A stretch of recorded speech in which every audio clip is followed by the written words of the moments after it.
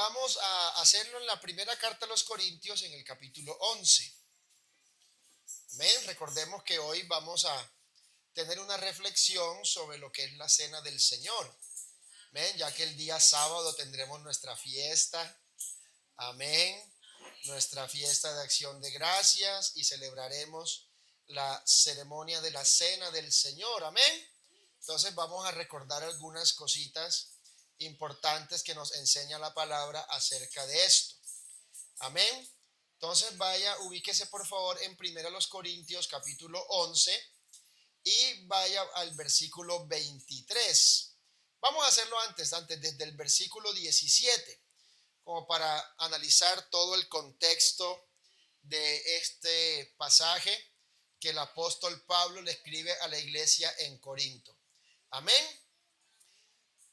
Entonces, 1 Corintios 11, desde el verso 17, dice así: pero al anunciaros esto que sigue, no os alabo, porque no os congregáis para lo mejor, sino para lo peor. Pues en primer lugar, cuando os reunís como iglesia, oigo que hay entre vosotros divisiones, y en parte lo creo, porque es preciso que entre vosotros haya disensiones, para que se hagan manifiestos entre vosotros los que son aprobados. Cuando pues os reunís vosotros, esto no es comer la cena del Señor, porque al comer cada uno se adelanta a tomar su propia cena, y uno tiene hambre y otro se embriaga. Pues que no tenéis casas en las que comáis y bebáis, o menospreciáis la iglesia de Dios y avergonzáis a los que no tienen nada. ¿Qué os diré? Os alabaré. En esto no os alabo.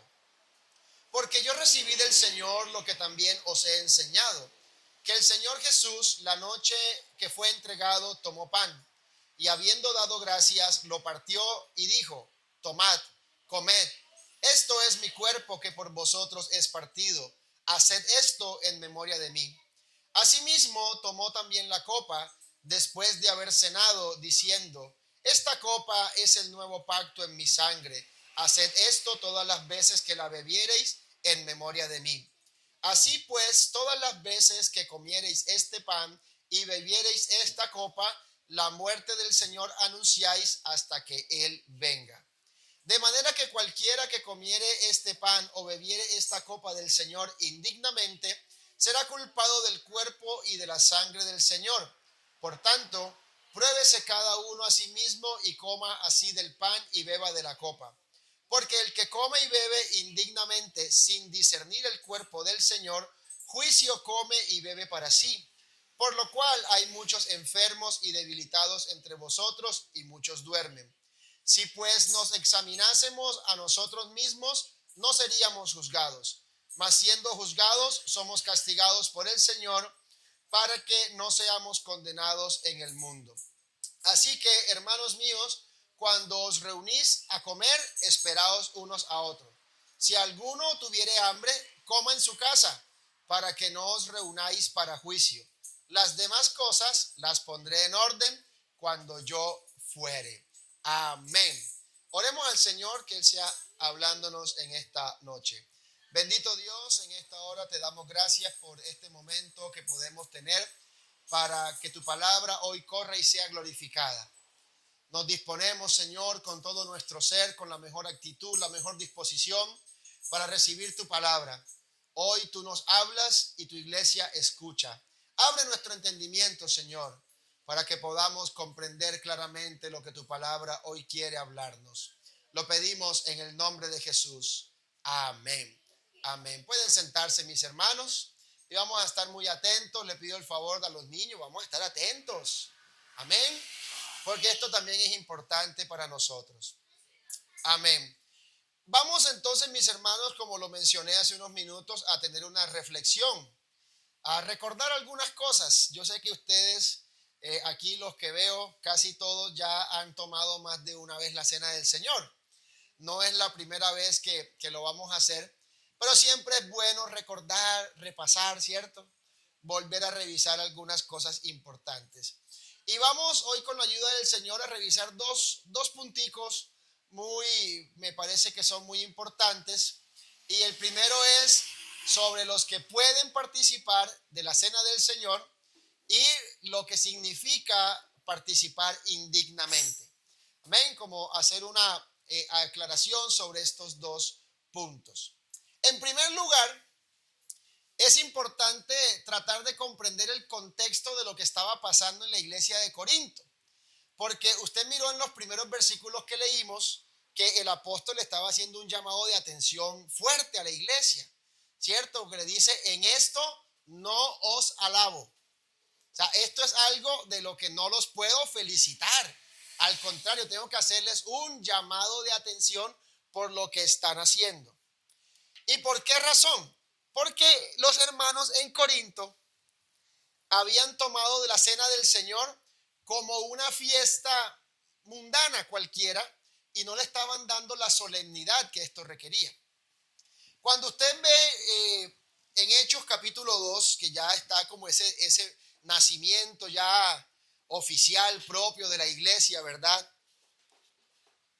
Nos dice que ellos se reunían en las casas y estaban siempre juntos en la oración, en el partimiento del pan, ¿cierto? Entonces, una de las costumbres que tenía la iglesia primera, del primer siglo, era que cada vez que se reunían, recordaban el sacrificio del Señor, porque fue una ordenanza que el Señor les estableció, ¿cierto? Y ahí el apóstol lo estaba recordando.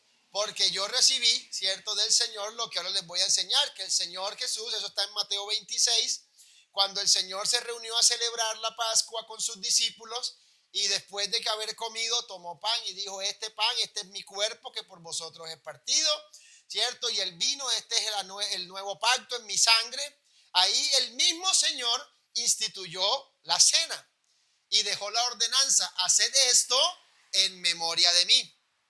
Entonces la iglesia primera, la iglesia de Hechos de los Apóstoles, ellos comenzaron a celebrar cada vez que se reunían, celebraban o conmemoraban la muerte del Señor, celebrando o tomando la cena, tomando el pan y tomando el vino. ¿Qué sucedió? Que en la iglesia en Corinto empezó a tomar esto de manera, digámoslo así, como muy folclórica, ¿cierto? Entonces le quitaron la solemnidad, la seriedad, esa, ¿cómo le pudiéramos llamar? Ese protocolo tan especial que se tenía. Y ya empezaron a meterle cosas. Dijeron, pan y vino no más. No, pero echémosle arrocito. Oiga, pero metámosle pollito, ¿cierto? Y llegó un momento en el que ya se volvió tanto el desorden que ahí dice la Biblia que unos salían llenísimos, hasta borrachos, y otros quedaban con hambre. Y el que llegaba primero comía rápido y el que llegaba de último ya llegaba cuando todos habían comido, ¿cierto? Entonces el apóstol les dice, es que ustedes no tienen casa donde comer. Pues si tiene hambre, vaya y coma en su casa. Pero cuando se reúna a la cena del Señor, tenga en cuenta que esto tiene un orden, que no es cualquier cosa lo que estamos haciendo. Entonces, por esa razón, el apóstol tiene que poner en orden esto de la cena del Señor y recordar cómo fue que el Señor Jesucristo la instituyó. Amén. Y hay cosas importantes que debemos tener en cuenta para responder entonces a la primera pregunta. ¿Quiénes pueden participar en la cena del Señor? Y lo primero que debemos tener en cuenta es lo que nos dice ahí mismo en la primera carta a los Corintios, en el capítulo 10, versículos 16 y 17. Porque aquí nos va a decir algo importantísimo que nos va a resolver esta pregunta. Dice así, la copa de bendición que bendecimos no es la comunión de la sangre de Cristo. El pan que partimos no es la comunión del cuerpo de Cristo. Siendo uno solo el pan, nosotros, con ser muchos, somos un cuerpo, pues todos participamos de aquel mismo pan. Amén. Entonces aquí es importante que entendamos que los que pueden participar en la cena del Señor son aquellos que hacen parte del cuerpo de Cristo. Una persona que no sea parte del cuerpo de Cristo, que no sea miembro del cuerpo de Cristo, pues no debe participar, ¿cierto? ¿Por qué razón? Porque el estar dentro del cuerpo de Cristo nos hace estar en comunión con Cristo, ¿verdad? Y recordemos algo, para entrar al cuerpo de Cristo hay que estar reconciliados con el Señor. Es decir, debemos nosotros habernos identificado con el sacrificio de Cristo. Porque en la cena estamos haciendo memoria del sacrificio de Cristo que nos redimió, que nos perdonó, que pagó el precio de nuestra libertad, ¿cierto? Como dice Isaías 53, el herido fue por nuestros pecados, molido por nuestras rebeliones, el castigo de nuestra paz fue sobre él y por su llaga fuimos nosotros curados. Le tuvimos por azotado de Dios, ¿verdad? Pero él cayó y enmudeció, no abrió su boca delante de sus trasquiladores, como cordero fue llevado al matadero.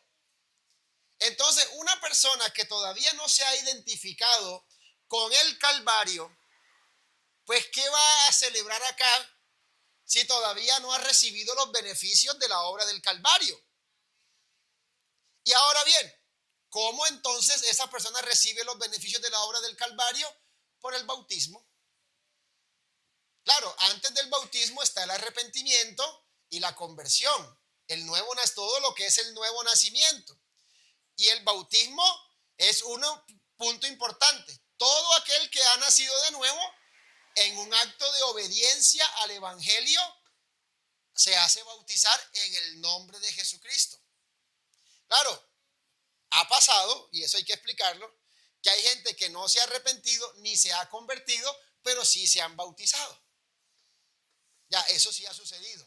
Pero eso lo vamos a explicar porque eso también nos mete en un problema para participar en la cena del Señor, que es lo que después vamos a hablar de participar indignamente. Porque alguien puede estar bautizado, pero si anda torcido, ¿cierto?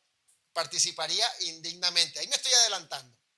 Entonces, la cena, participar de la cena no es para entrar al cuerpo. No, participamos de la cena porque ya somos parte del cuerpo de Cristo, porque estamos dentro de este cuerpo espiritual que es la iglesia. Amén. Entonces la cena es un acto que expresa comunión, que todos hemos sido perdonados por esa misma gracia. Estamos diciendo aquí todos somos hermanos los unos de los otros porque el mismo nombre ha sido invocado y el mismo espíritu es el que nos ha introducido en un mismo cuerpo. Eso nos lo recuerda en la primera carta a los Corintios capítulo 12 versículo 13. Porque por un solo espíritu fuimos todos bautizados en un cuerpo, sean judíos o griegos, sean esclavos o libres, y a todos se nos dio a beber de un mismo espíritu. Amén. Entonces, el bautismo no es un acto meramente simbólico, no, es un acto de obediencia. Y aquel que ha creído al evangelio, aquel que ha entendido la obra de salvación que el Señor ha hecho y ha entendido que sus pecados deben ser perdonados, que necesita la salvación, que necesita estar revestido de Cristo, aquel que entiende que la única forma de ser salvo es creyendo en Jesucristo y siendo bautizado en su nombre, pues obedece a ese mandato del bautismo. Y ya una vez bautizado, entonces nos dice la Biblia que por el mismo Espíritu somos bautizados en un mismo cuerpo.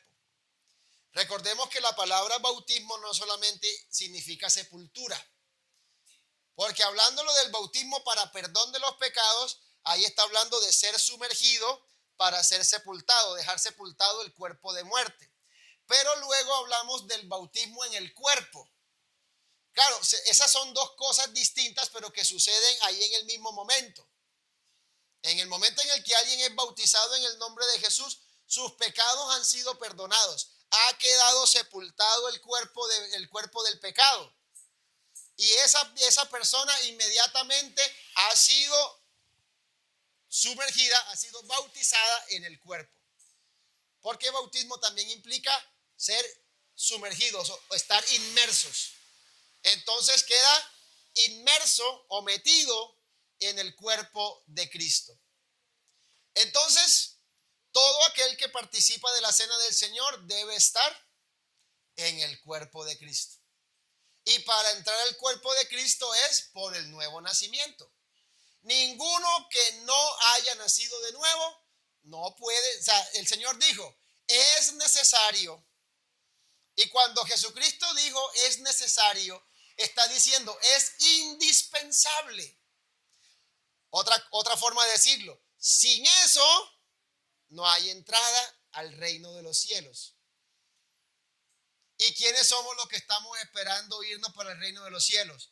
La iglesia. Es decir, que la iglesia es la congregación de los que han nacido de nuevo.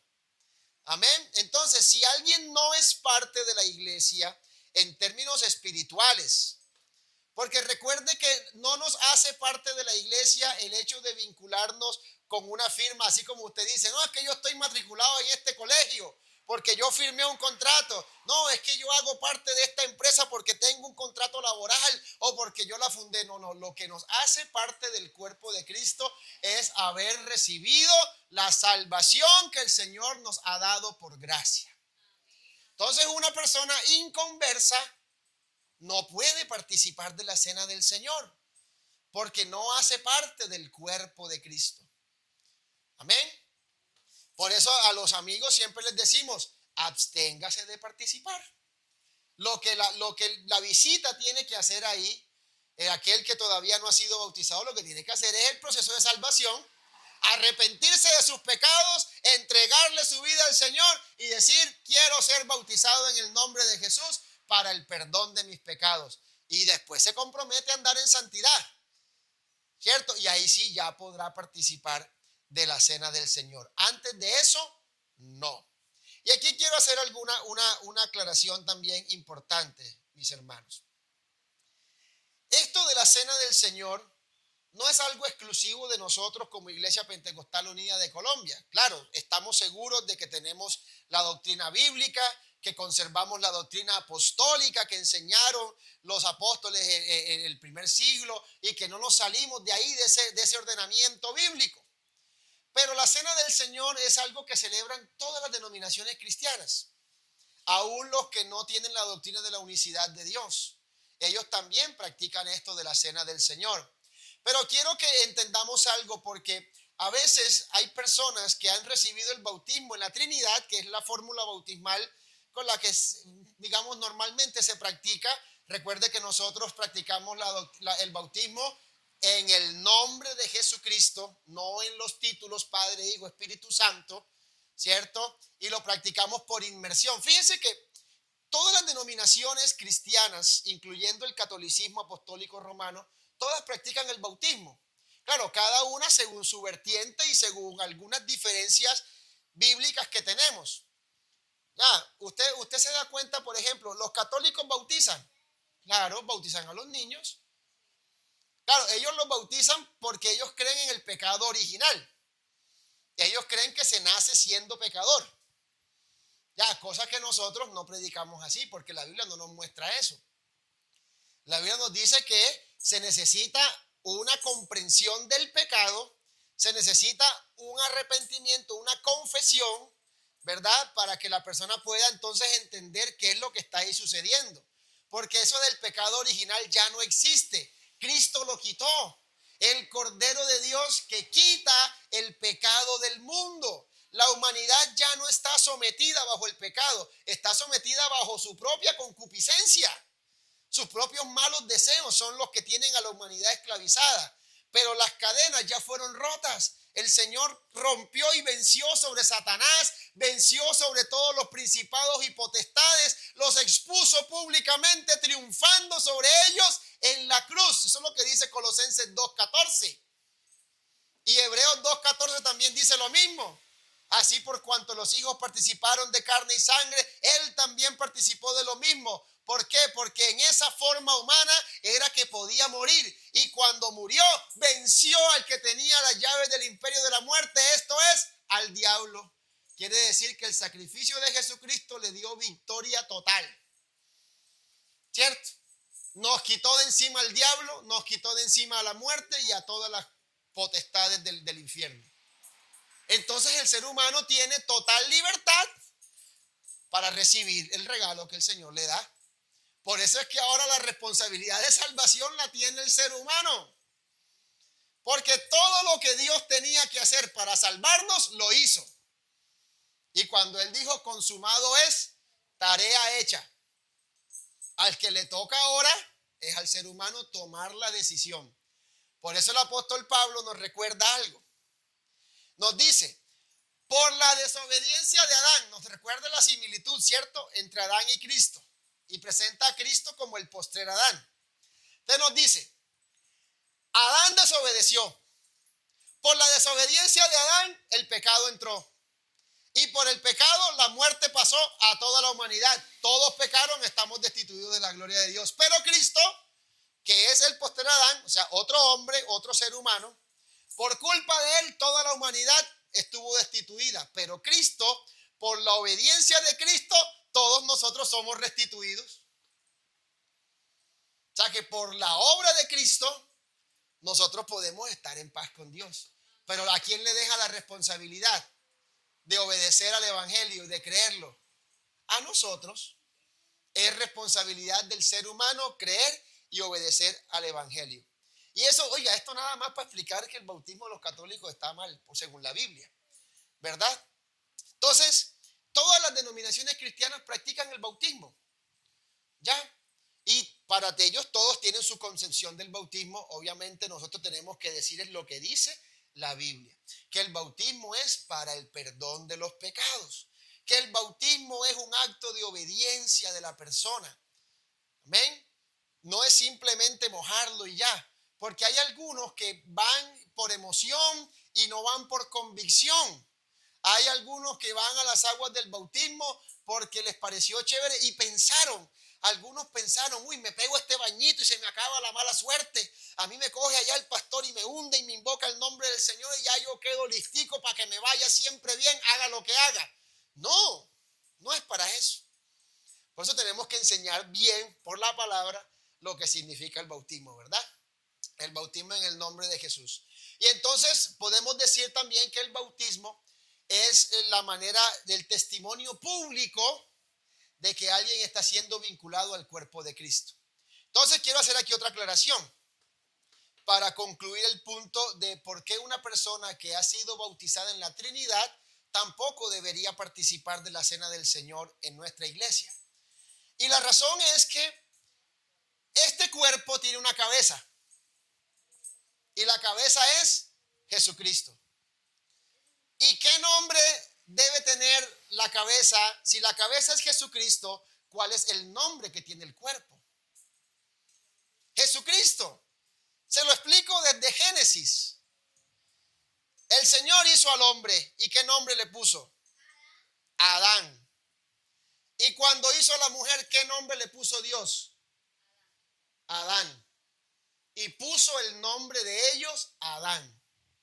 El nombre Eva vino después. Pero ¿cómo se llamaba la cabeza y la ayuda idónea? Adán. ¿Y de dónde salió esta mujer? Del costado, de a la costilla. ¿Y de dónde salió esta iglesia? Del costado de Cristo. Porque cuando la Biblia dice, acuérdense cuando enseñamos la doctrina de la iglesia y vimos los tipos, ¿cierto? Adán como tipo de Cristo y a la mujer como tipo de la iglesia. Y que esta iglesia es carne de su carne, hueso de sus huesos. Por eso esta iglesia tiene el mismo nombre de su cabeza. Esta iglesia procede de Cristo. Él es su Salvador. Él es el sustentador de esta iglesia. Y el nombre que tiene esta iglesia es el nombre de Jesucristo. Por eso es que el bautismo es en el nombre de Jesucristo. Los que son bautizados en la forma trinitaria de Padre, Hijo y Espíritu Santo, a ellos los bautizan allá en otro cuerpo y tienen otra cabeza. No sé si será de 3 cabezas el cuerpo de ellos, no sé. ¿Verdad? Porque insisten mucho en los tres. Pero después dicen que son uno, que son uno. Bueno, eso es un tema más de confusión. No los vamos a juzgar ni a condenar por eso, no.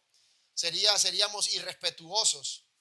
Porque el tema de la Trinidad y la unicidad es una larga historia Y cuando digo historia no lo digo como cuento, sino lo digo que tiene muchos antecedentes históricos. Y el primer antecedente histórico era los diferentes ataques que en el primer siglo estaba recibiendo la iglesia. Cuando la iglesia nació no había ninguna discusión en el tiempo de los apóstoles respecto a la divinidad de Jesús y respecto a la humanidad de Jesús. No había ninguna discusión. O sea, para ellos Jesucristo era 100% hombre y 100% Dios. Y cuando el apóstol Pablo escribe las cartas y dice bendito, por ejemplo, bendito sea el Dios y Padre de nuestro Señor Jesucristo, él lo que está queriendo decir es que Dios, espíritu, que es espíritu, se manifestó en carne. Y que ese que se manifestó en carne nos salvó. Eso es lo que está queriendo decir el apóstol Pablo. Pero entonces, ¿qué sucede aquí? Que la iglesia estaba viviendo muchos ataques de filosofías humanas. Uno de los más fuertes era el ataque del gnosticismo. Que el gnosticismo son aquellos que no creen que Dios se manifestó en carne. Ellos dicen Jesucristo fue una ilusión, o sea, una apariencia de carne. Y entonces torcían las escrituras para decir, no, es que él vino fue en semejanza de carne. Él no vino en carne, porque es imposible que lo espiritual, que es puro y perfecto, tome esta forma de carne que es corrompida. Entonces los apóstoles tenían que defender y enseñar a la iglesia la doctrina de la naturaleza de Dios y de la revelación y la manifestación de Dios en carne. Y ahí es donde dice el apóstol Pablo de manera tajante, indiscutiblemente, o sea, hay algo que no tiene discusión y que es grande. ¿Qué es eso? Que Dios fue manifestado en carne. Amén. Entonces, en medio de ese debate, ya después del primer siglo, empiezan a surgir, digamos, los discípulos de los apóstoles, o sea, a los que los apóstoles formaron, ellos siguieron predicando y se encontraron con nuevas filosofías, se encontraron con nuevos pensamientos humanos. Y claro, ellos están enfrentando una cultura que es pagana, idólatra, politeísta. Y entonces ese ataque, ellos entonces buscan la manera de explicar y empezar a explicar y explicar y explicar y explicar. Y entonces en ese afán por explicar, algunos tomaron la corriente, ¿cierto? Algunos se fueron por esa línea de empezar a hablar de tres personas. De la persona del Padre, la persona del Hijo y la persona del Espíritu Santo, como si fueran tres personalidades independientes. Otros se fueron por la vertiente del modalismo, que es la vertiente nuestra, ¿ya? Donde Dios es único en naturaleza, uno en esencia, es espíritu y que se ha revelado de diferentes formas. Entonces, a lo que ustedes llaman Padre es la naturaleza de la esencia de Dios como el creador de todas las cosas.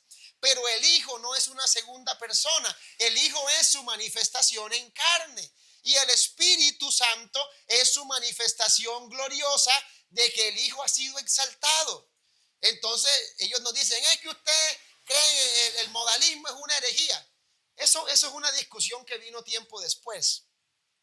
Ya, eso es una discusión que vino tiempo después, por allí como en el siglo segundo, el siglo tercero, cuando apareció un hombre llamado Praxias que habló de la unicidad. Había otro hombre llamado Sabelio que fue el que habló del modalismo, y había otro hombre Tertuliano que Tertuliano veía en lo que Sabelio enseñaba. Dijo, no, Sabelio, así no es, porque mira que está el Padre, está el Hijo, está el Espíritu Santo, ¿cierto? O sea, ninguno lo hizo con la intención de decir que habían tres, pero se fue distorsionando la idea por tantos ataques que recibía la iglesia, se fue distorsionando y entonces algunos se fueron por esa línea de la Trinidad y terminaron creyendo en tres, ¿cierto? Entonces un solo Dios y tres personas divinas. Otros ya torcieron más la cosa y empezaron a creer en tres dioses. Y hubo algunos peores todavía que se torcieron más. Hay un señor que se llama Arminiano. Ya, y esa es la doctrina falsa que creen los testigos de Jehová. Que ellos entonces dicen que Jehová es el Dios grande y que Jesús es un Dios chiquito, uno menor a Jehová. Ya, por eso se llaman testigos de Jehová. porque para ellos el Dios grande es Jehová. ¿Ya? Entonces ponen a Jesús como un ser creado y algunos de ellos son capaces de decir que Jesús y el diablo fueron hermanitos. ¿Ya? Porque cuando Jesús dijo, yo vi caer a Satanás como un rayo, ¿cierto? Entonces ellos dicen, sí ve, Jesús es un ángel. Y Jesús es superior a los ángeles, lo dice la carta a los hebreos.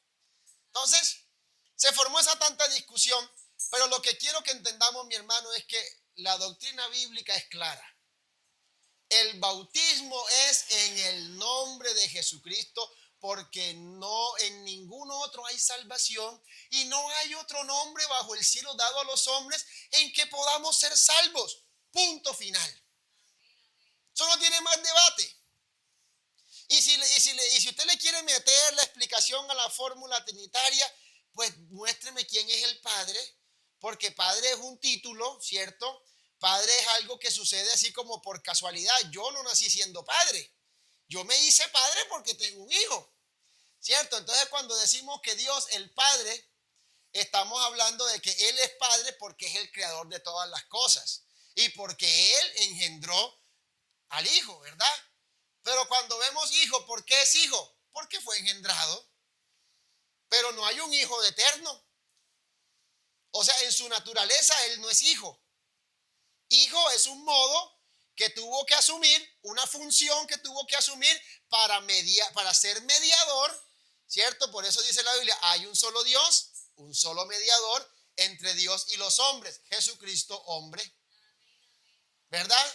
La función de hijo es simplemente para ser redentor. Ya. Y fíjese algo. El Espíritu Santo no vino antes de que el Hijo fuera manifestado. Usted lo lee, ¿cierto? En Juan capítulo 7, el Señor dice, si alguno tiene sed, venga a mí y beba. Y el que cree en mí, como dice la Escritura, de su interior correrán ríos de agua viva. Y el versículo siguiente dice, esto dijo del Espíritu Santo que había de venir sobre los que creyesen en él. Pero todavía no, porque Jesucristo no había sido glorificado. O sea, hasta cuando el Hijo fue glorificado, fue que vino el Espíritu Santo. ¿Sí me entiende? Entonces, por eso es importante entender, si le queremos llamar modalismo, así lo quieren catalogar ellos, no hay problema. Pero esa es la forma en la que está la Biblia. Ya, porque la función de hijo tendrá un final. Cuando todas las cosas estén sujetas a Cristo, Él se sujetará a aquel que le sujetó todas las cosas. Ya para qué hijo, si el hijo fue para redimir y ya todas las cosas han sido redimidas, ¿para qué hijo? ¿Cierto? Si ya la salvación está completa, ya no necesitamos al hijo. Entonces ahí dice, desaparece la función de hijo. Entonces mire qué importante tener claro esto. ¿Por qué? Porque algunos pueden predicar y enseñar y decir, no importa en qué título o en qué forma usted fue bautizado, lo importante es la fe que usted tiene y venga, participe así de cualquier manera. Y no es así.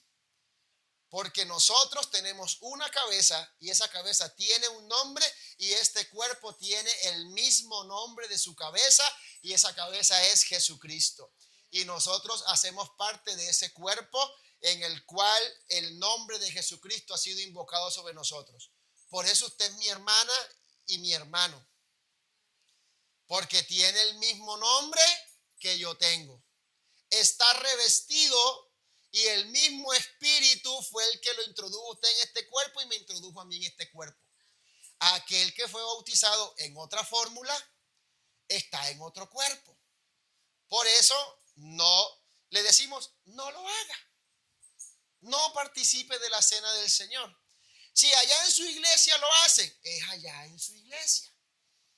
Y si me invitan allá y de pronto a mí de loco se me ocurre ir, yo no participaría allá en su iglesia. Allá en su denominación. ¿Por qué? Porque sé que lo que nos separa es algo fundamental. Ya, y es lo entender quién es Dios, su naturaleza, ¿cierto? Y su obra. Ya. Entonces, el orden bíblico es muy claro. Puede participar todo aquel que es parte del cuerpo de Cristo, y para ser parte del cuerpo de Cristo, primero la conversión y después la comunión. Si no ha sido convertido, si no ha nacido de nuevo, no tiene comunión con el cuerpo de Cristo. Amén. Por eso entonces la persona tiene que recibir la palabra, arrepentirse, ser bautizado y perseverar en la doctrina. Amén. Entonces, ¿qué pasa? Que usted y yo sí tenemos el bautismo en el nombre de Jesucristo, y por esa razón somos miembros del cuerpo de Cristo y tenemos esta libertad para participar de la cena del Señor. Amén. Y es una gran bendición participar de la cena del Señor, porque es un testimonio público en el que decimos: somos miembros los unos de los otros. Ese Dios único y verdadero que se manifestó en carne nos salvó y fuimos redimidos por su sangre. Porque la misma sangre que compró y pagó tus pecados es la misma sangre, es el mismo sacrificio que me perdonó a mí.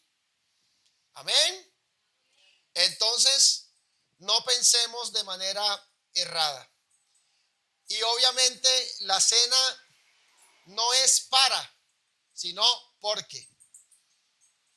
Porque alguno podrá decir: pues si yo tomo la cena, y la cena es la comunión, entonces cuando yo tomo, estoy en comunión con ellos y hago parte, me meto a esa iglesia porque me comí el pedacito de pan y me tomé el pedacito de vino. No, la cena no es para entrar al cuerpo, no, para entrar al cuerpo es por allá, por la ruta del bautismo. La cena es porque ya somos del cuerpo. Amén. Ahora vamos a resolver la segunda pregunta. ¿Vamos bien hasta aquí?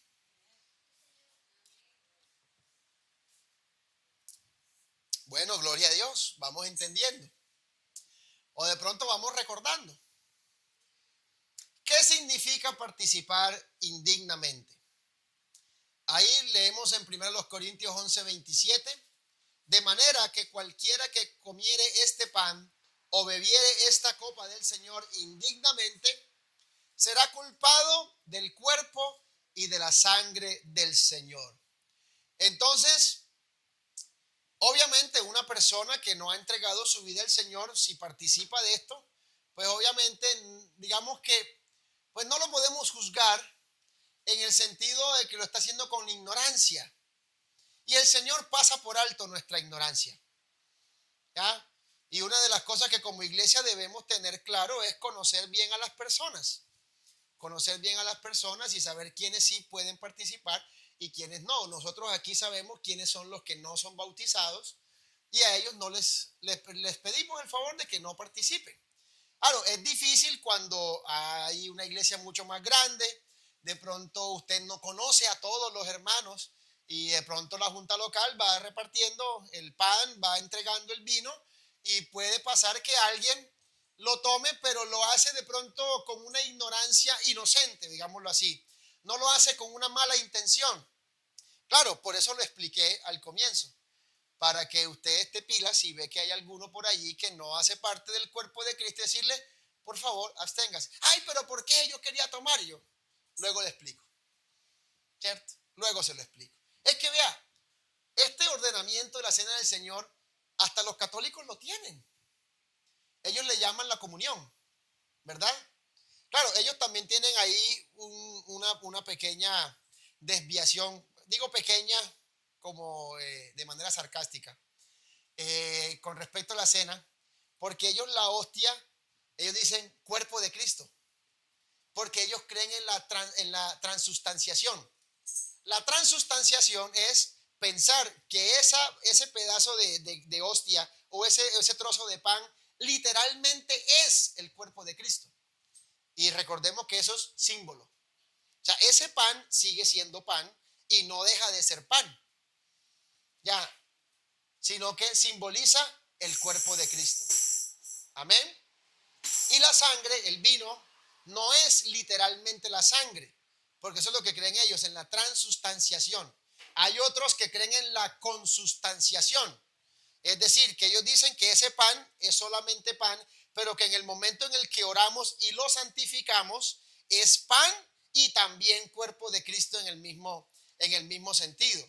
Y hay gente entonces que toma la cena pensando que como come a Cristo y bebe la sangre de Cristo, va a recibir sanidad. Ay, voy a tomar la cena porque si la tomo me voy a sanar. Ay, voy a tomar la cena porque si la tomo mis pecados van a ser perdonados o voy a ser limpiado. Ay, voy a tomar la cena del Señor porque si la tomo voy a recibir nuevas fuerzas. Y la cena del Señor no es para eso. Eso no se va a convertir. No piense que ese pan es mágico, que ese jugo es una pócima súper especial. No, son símbolos, ¿cierto? Que el mismo Señor Jesucristo estableció para que recordemos que su cuerpo por nosotros fue entregado, fue molido, ¿cierto? Fue partido. Claro, el Señor no le quebrantaron ninguno de sus huesos. No vaya a pensar que cuando digo partido, uy, a Jesucristo lo desmembraron. No, ninguno de sus huesos será quebrantado, dice la Biblia en el Salmo 22, ¿cierto? Entonces, lo que está diciendo el Señor es que fue maltratado, fue ultrajado, ¿sí? Hasta la muerte. Y su sangre, ese vino representa esa sangre que por nosotros ha sido derramada. Y es para que recordemos lo que costó nuestra salvación.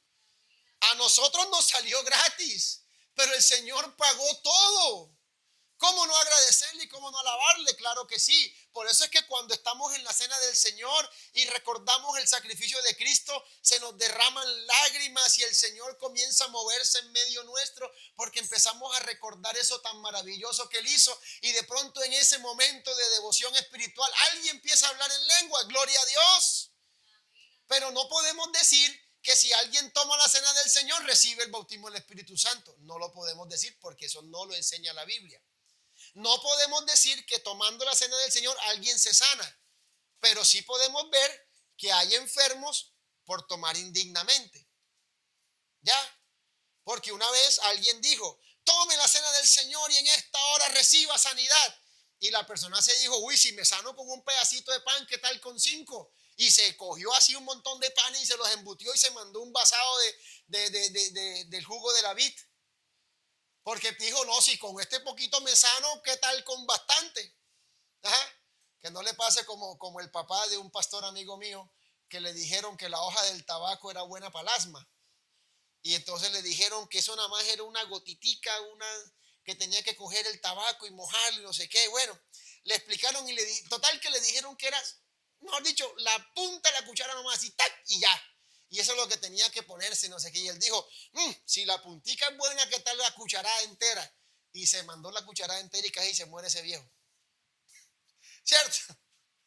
Entonces, sí, porque alguien puede pensar que esos elementos del pan y el vino tienen como alguna fuerza espiritual especial. No, son símbolos.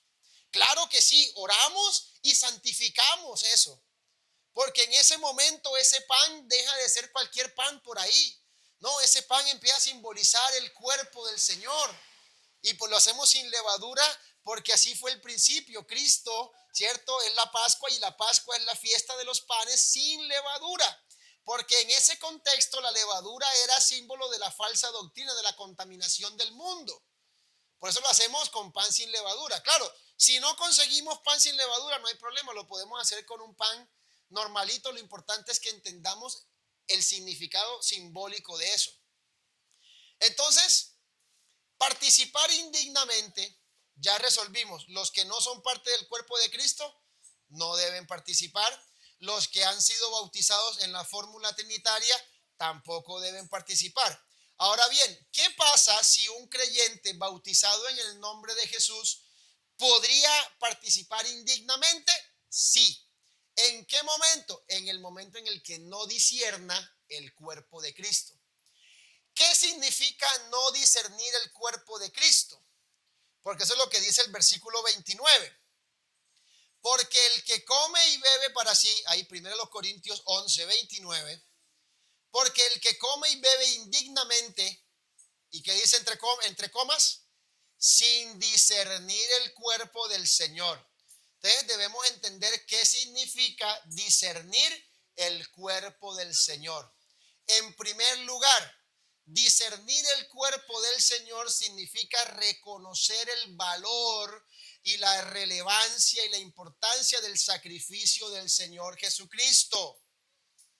Segundo, honrar y valorar lo que somos como iglesia y entender que tú eres mi hermano y que no debe existir oposición, no debe existir división, no debe existir amargura, ni odio, ni aborrecernos los unos a los otros. Porque ¿sabe cómo llama el Señor al que aborrece a su hermano? Homicida. Solo dice el Evangelio de Juan, las cartas de Juan. Si alguno aborrece a su hermano, el tal es un homicida. Y obviamente alguien que aborrece a su propio hermano está aborreciéndose a sí mismo, porque ambos somos miembros del mismo cuerpo. ¿Y cómo es posible que dos miembros dentro del cuerpo se estén peleando? Eso es un cuerpo enfermo. Eso es un cuerpo enfermo. Y este cuerpo no está enfermo porque por este cuerpo fluye la sangre de Cristo y la sangre de Cristo nos limpia de todo pecado. Pero para que la sangre nos limpie tenemos que estar en comunión. ¿Cierto? Nosotros andamos en luz como Él está en luz. ¿Cierto? Y andando en la luz tenemos comunión los unos con los otros. Y en esa comunión la sangre de su Hijo Jesucristo nos limpia de todo pecado. Entonces, discernir el cuerpo de Cristo es eso, que guardamos la unidad de la fe y la unidad del Espíritu. Recordemos Efesios 4, solícitos en guardar la unidad del Espíritu en el vínculo de la paz. Entonces, un hermano bautizado en el nombre de Jesús, pero que tiene rencor, odio, amargura, quiere sembrar división y participa de la cena del Señor, juicio, come y bebe para sí. ¿Por qué? Porque ha participado indignamente de la cena del Señor y será culpado de la sangre y del cuerpo de Cristo. Entonces, ¿qué tiene que hacer? Examinarse a sí mismo. Mire que aquí hay algo que el apóstol nos dice que debemos hacer. Nos dice que debemos entonces, cada uno, examínese, evalúese. O sea, no es el pastor el que le va a decir sí, no, no, sí, digno, indigno. No. Cada uno de nosotros hace un examen, verifica cómo está su relación con el Señor, ¿cierto? Verifica cómo está su relación con los hermanos y si tiene por ahí algo que resolver, resuélvalo. Y participe, ahora sí, dignamente de la cena del Señor. Por eso entonces hay que examinarse. Amén. Y debemos examinarnos incluso con pecados de que nosotros jugamos. O sea, una cosa es reconocer nuestras debilidades humanas, porque nosotros no somos perfectos, pero sí andamos en el camino de la perfección. ¿Cierto? Y eso es lo que nos hace fieles, que andamos en el camino de la perfección y que cada día el Señor va perfeccionando su obra en nosotros. Por eso el apóstol Pablo decía, no soy perfecto todavía, no lo he alcanzado ya, pero prosigo, he peleado la buena batalla, he guardado la fe y yo sé que si en este momento me muero, tengo mi corona asegurada. Entonces, alistarse o tomar la cena del Señor dignamente es prácticamente decir, Señor, estoy listo para tu venida. Estoy listo para que vengas por mí. Si usted hoy se hace el examen y dice, si el Señor viniera hoy y usted está dudando de su salvación, no participe de la cena del Señor. Pero si usted está seguro y está tranquilo, su conciencia, y delante de Dios, usted está en paz con Dios, está en paz con sus hermanos, Y sabe que si el Señor viniera esta noche, usted se va con Él, participe libremente y dele gracias a Dios por la bendición de poder tomar la cena del Señor. Entonces, debemos nosotros examinarnos y reconocer si estamos haciendo discernimiento del cuerpo de Cristo o si de pronto estamos participando sin discernir el cuerpo del Señor.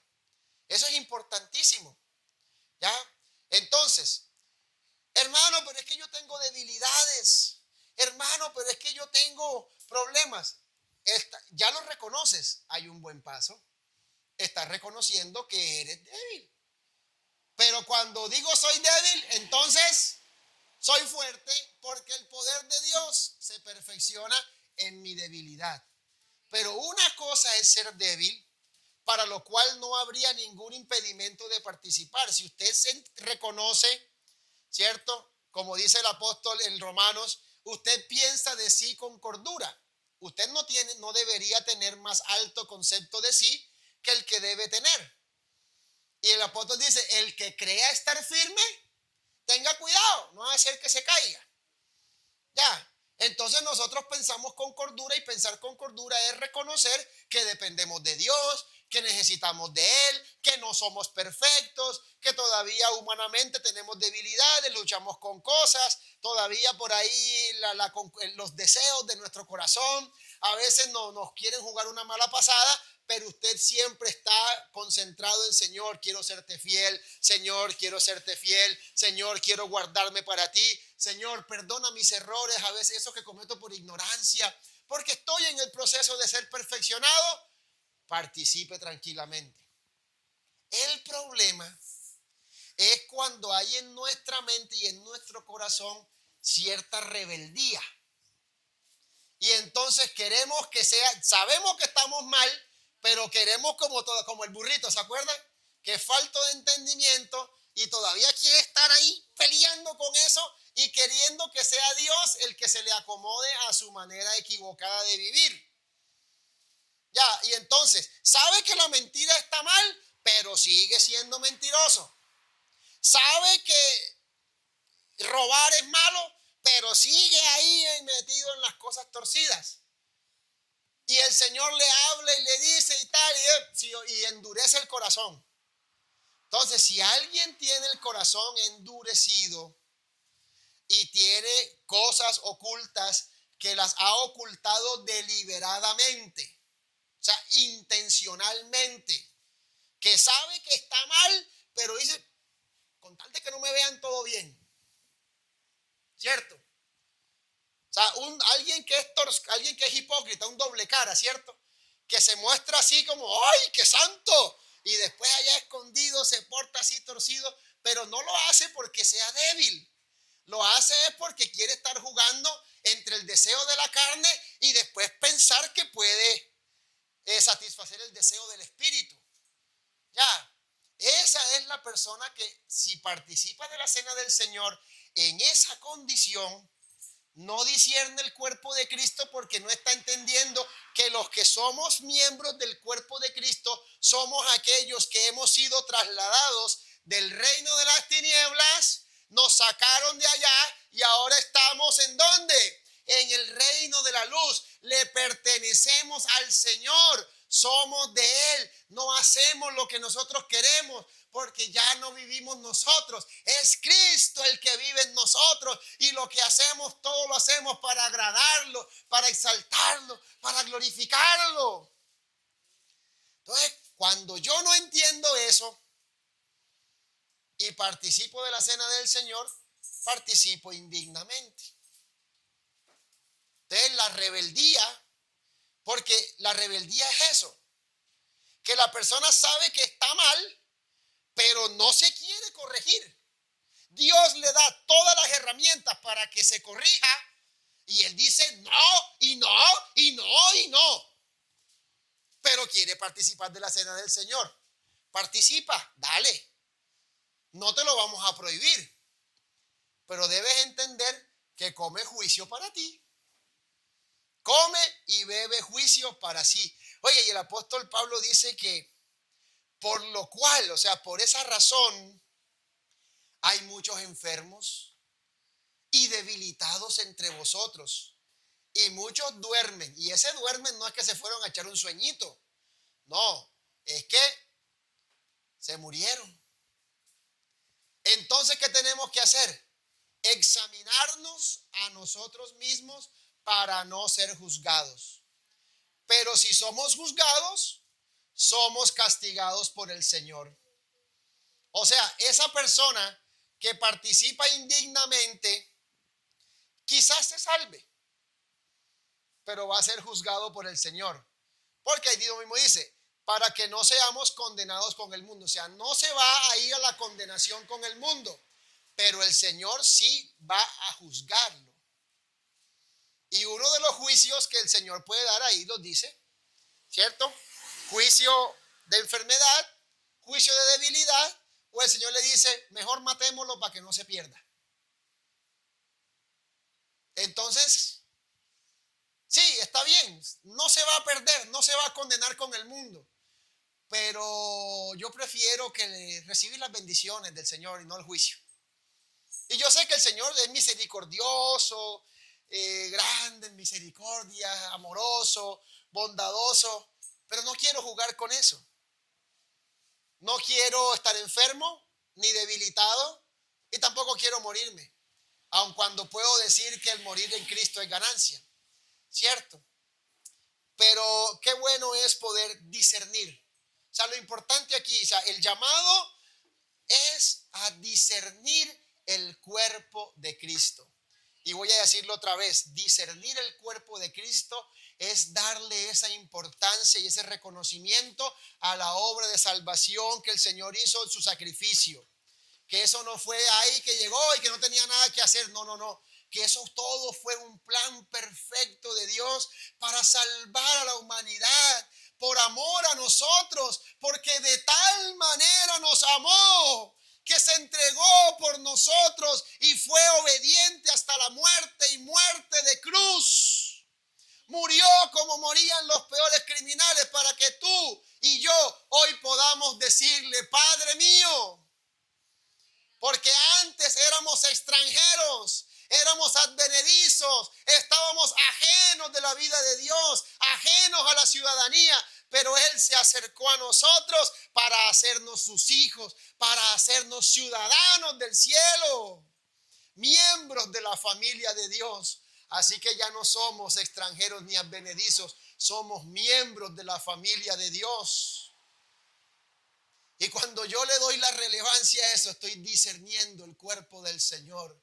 Y cuando veo a mi hermano, le digo, estoy aquí por gracia. ¿Tú por qué estás? También estoy por gracia. Eres mi hermano en Cristo. El Espíritu del Señor está en ti, el Espíritu del Señor está en mí. Somos uno en el Señor. Y entonces cuando entiendo que dentro del cuerpo de Cristo nos necesitamos los unos a los otros, entonces valoro, respeto, amo, perdono, aguanto a mi hermano.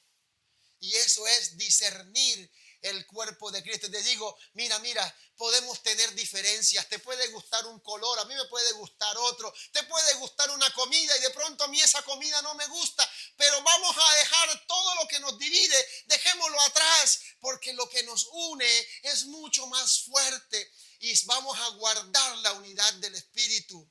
Eso es discernir el cuerpo del Señor. Y por eso cuando un hermano tiene algo contra mí, le digo, voy a buscarlo. Hermano, perdonémonos. Somos parte del cuerpo de Cristo. En la unidad es donde está la bendición. Donde hay división no hay paz. Y donde no hay paz no hay santidad. Y donde no hay santidad, allí no se mueve el poder de Dios. Allí no se mueve la bendición del Señor. Por eso si tengo algo contra mi hermano, rapidito voy a buscarlo. Si tengo de pronto mi hermano ni se ha enterado, porque a veces hay gente que le coge rabia al hermano y el hermano ni enterado. La rabia la llevo yo solo por dentro. Examínate a ti mismo. Examínese usted mismo y mire a ver si está discerniendo bien el cuerpo del Señor, para que todos podamos participar dignamente. Y le digo algo, Si para los que participan indignamente hay un juicio, estoy seguro que para aquellos que participan dignamente hay una gran bendición. Por eso el Señor a veces permite que alguien que participa dignamente reciba el bautismo del Espíritu Santo. El Señor permite que alguien que participa dignamente pueda recibir nuevas fuerzas, dones espirituales, un llamado especial de Dios para servir. Claro, aclaro nuevamente, la Santa Cena no es para eso, pero Dios puede permitir que con la dignidad, la altura, la relevancia, la importancia que usted le da a esto, aunque parezca sencillo, usted de pronto ve y es un pedacito de pan ahí chiquitico y nada más una copita de vino, pero por muy chiquito que se vea, en ese momento esos símbolos no están hablando de cualquier cosa chiquita, estamos recordando a aquel, el más grande del universo, se hizo como uno de nosotros para estar en comunión con nosotros. Y entonces Él empieza a moverse en medio nuestro y nos recuerda que su sacrificio ha sido aceptado, que verdaderamente nuestros pecados son perdonados. ¿Y cómo lo sabemos? Cuando su Espíritu Santo se mueve en medio de la iglesia, a la iglesia le es confirmada que lo que está creyendo es la verdad de Dios. Aleluya. Soberano Señor Jesús. Qué bendición tenemos, oh Dios, de haberte conocido. Porque tú te revelaste a nosotros, Señor, cuando estábamos perdidos y no te buscábamos. Pero viniste a buscar y a salvar lo que se había perdido. Te encontraste conmigo, Señor, y me mostraste un camino nuevo. Un camino de santidad. Un camino de verdad. Camino de vida eterna. Oh Dios maravilloso, qué amor tan grande, qué amor tan grande el de mi Dios. Por eso como el Señor no hay otro, solo Él es Dios, solo Él pudo amarte y de tal manera lo hizo. Por eso, iglesia, debemos valorar el sacrificio que Él hizo y valorar lo que somos como cuerpo de Cristo, para que veamos y participemos dignamente de la mesa del Señor, de la cena del Señor, y podamos nosotros disfrutar de las bendiciones que hay donde se guarda la unidad del Espíritu. Y si tenemos hoy que examinarnos, hagámonos el examen. El Señor es misericordioso para perdonarnos. Aquí está la sangre de Cristo fluyendo y podemos beneficiarnos de esa sangre que nos limpia de todo pecado. Póngase de pie, por favor, y adore al Señor. Alábelo a Él por las cosas tan grandes y maravillosas que ha hecho para su vida. Y recuerde lo perdido que estábamos, pero Él nos abrió los ojos, nos abrió el entendimiento, nos corrió el velo, nos quitó la ceguera, nos iluminó en medio de las tinieblas en las que andábamos. Y ahora nos ha hecho miembros de su familia. Y lo que vamos a hacer, lo vamos a hacer en memoria de Él. Y le vamos a seguir anunciando a este mundo que solo en Jesucristo hay salvación. Que solo en Jesucristo somos reconciliados.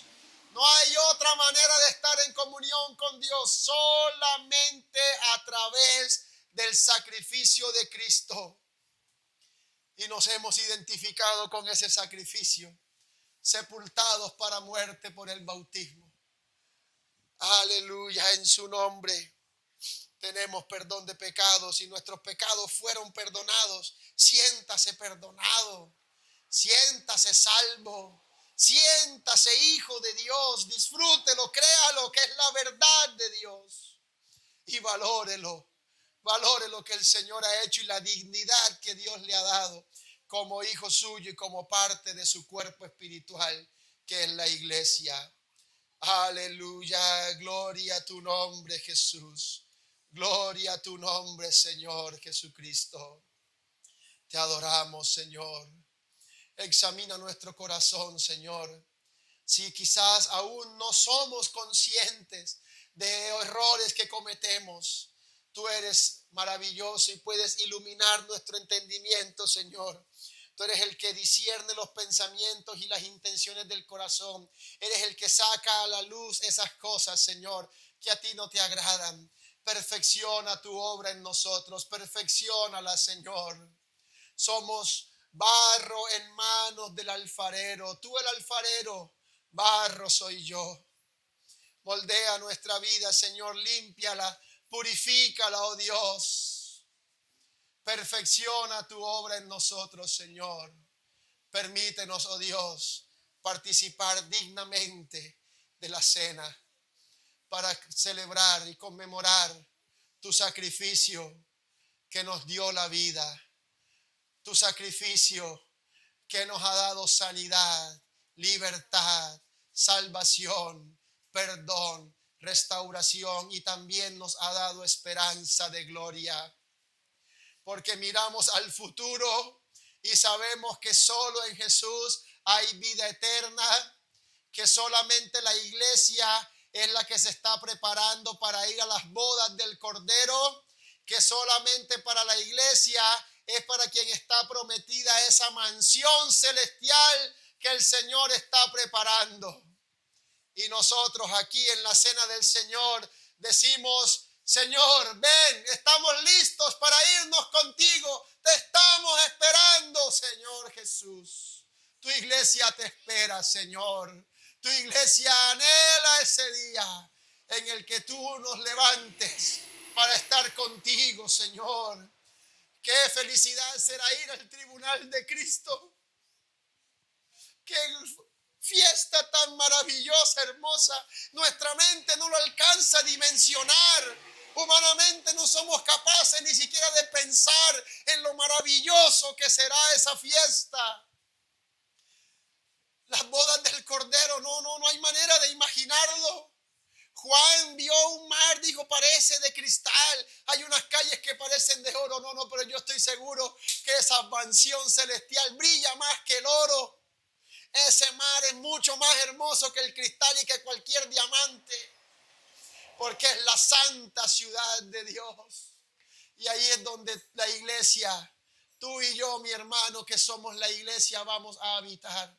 Y cuando celebramos la cena del Señor y participamos dignamente de ella y discernimos bien el cuerpo de Cristo, damos testimonio público de que le estamos esperando y que anhelamos su venida y que estamos listos para irnos con Él. ¿Estás listo para irte con Él? Estamos listos para irnos con Él. Bríndele un aplauso al Señor Jesús en esta noche. Aleluya, aleluya, aleluya. Dele gloria a Dios. Alábelo, alábelo, Dios, órelo. Aleluya, aleluya. Poderoso Dios. Poderoso es el Señor. Amén, amén, amén. Gloria a Jesús. Aleluya.